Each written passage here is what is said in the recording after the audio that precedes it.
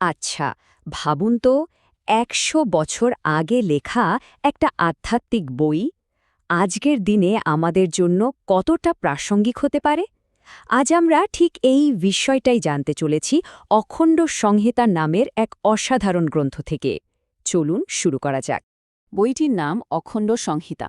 দেখুন, অখণ্ড শব্দটার মানেই হল যা ভাঙা নয়, মানে সম্পূর্ণ, আর সংহিতা মানে হল সংগ্রহ। তো সহজ কথায় বলতে গেলে এটা হলো এমন জ্ঞানের সংকলন যা সম্পূর্ণ, যা ভাঙা নয়। আর এই সম্পূর্ণতার ধারণাটাই কিন্তু আমাদের আজকের আলোচনার একেবারে কেন্দ্রে রয়েছে। তো প্রশ্নটা হল ১০০ বছরেরও বেশি পুরনো এই জ্ঞানের ভাণ্ডার থেকে আমরা এই একবিংশ শতাব্দীর মানুষ নিজেদের জীবনের জন্য কি এমন পথ খুঁজে পেতে পারি। চলুন এই সফরেই সেটা আবিষ্কার করা যাক।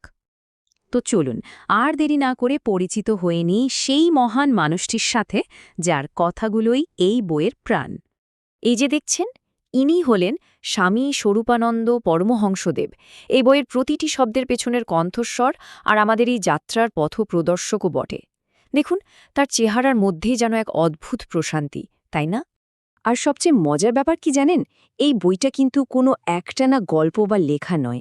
এটা আসলে স্বামী স্বরূপানন্দের বিভিন্ন সময় দেওয়া উপদেশ আর বক্তৃতার একটা সংকলন। তার শিষ্যরা খুব যত্ন করে এগুলো সংগ্রহ করেছিলেন। আর এর ফলে কি হয়েছে বলুন তো? পড়তে গিয়ে মনে হয় স্বামীজি যেন সরাসরি আমাদের সাথেই কথা বলছেন, আমাদের পথ দেখাচ্ছেন। আচ্ছা, তাহলে এই বইটার মূল কথাটা কি? এর একেবারে কেন্দ্রে কোন দর্শনটা লুকিয়ে আছে যা আজও আমাদের আলো দেখাতে পারে? ছোট বড় সব এক হয়ে যাক, সৃষ্ট হোক আনন্দলোক। বাহ, দেখুন এই কয়েকটা লাইনের মধ্যেই যেন পুরো বইটার সারমর্ম লুকিয়ে আছে। এর মূল কথাই হলো ঐক্য আর ভালোবাসা, সব ভেদাভেদ ভুলে গিয়ে আমরা যেন এক হয়ে যাই আর সমস্ত জীবের মধ্যে ভালোবাসার একটা বন্ধন তৈরি হোক। তবেই তো একটা আনন্দময় পৃথিবী তৈরি হবে। কি অসাধারণ একটা ভাবনা, তাই না? তো এই যে এত সুন্দর একটা দর্শন, ঐক্যের কথা, ভালোবাসার কথা, এগুলো তো শুনলাম, কিন্তু প্রশ্ন হলো আমাদের প্রতিদিনের জীবনে এটাকে কাজে লাগাবো কিভাবে? চলুন এবার সেটাই দেখি। এই বই বলছে যে আমাদের আধ্যাত্মিক পথে এগোনোর ক্ষেত্রে সবচেয়ে বড় বাধাগুলোর একটা হলো অহংকার। ওই যে আমাদের ভেতরের আমি বোধটা, যেটা সারাক্ষণ বলে আমিই সেরা, সেটাই আমাদের অন্যদের থেকে আলাদা করে দেয়। স্বামী স্বরূপানন্দ খুব সহজ করে বিষয়টা বুঝিয়েছেন। তিনি বলছেন, যখনই আমাদের মনে এই চিন্তাটা আসে যে আরে আমি তো অনেক বড় বা আমি তো অনেক কিছু জানি, ব্যাস তখনই বুঝতে হবে যে অহংকার আমাদের পথ আটকে দাঁড়াচ্ছে। তাই আসল কাজটা হলো এই অহংবোধকে আগে চেনা আর তারপর তাকে শান্ত করা। তো এই অহংকারকে জয় করার সবচেয়ে ভালো উপায় কি? বইটা বলছে সেটা হলো সেবা। সেবা মানে কিন্তু শুধু কাজ করা নয়। সেবা মানে হলো কোনো কিছুর আশা না করে, কোনো প্রতিদানের কথা না ভেবে অন্যের জন্য কিছু করা, একেবারে নিঃস্বার্থভাবে।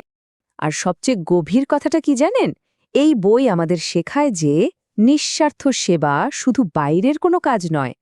যখন আমরা কোনো স্বার্থ ছাড়া অন্যের জন্য কাজ করি, তখন আসলে আমরা নিজের ভেতরের আমিটাকেই নতুন করে আবিষ্কার করি। বাইরের জগতের সেবা আর ভেতরের অনুসন্ধান দুটো যেন মিলেমিশে এক হয়ে যায়।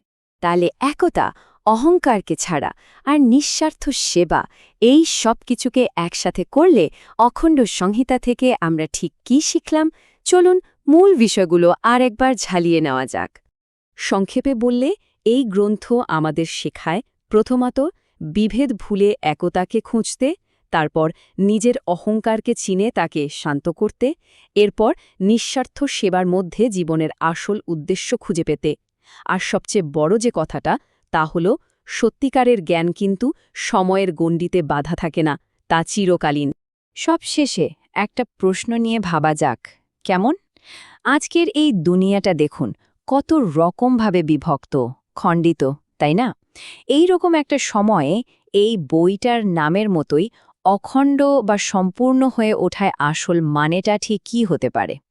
এই প্রশ্নটা হয়তো আমাদের সবাইকে একটা নতুন পথের দিশা দেখাবে।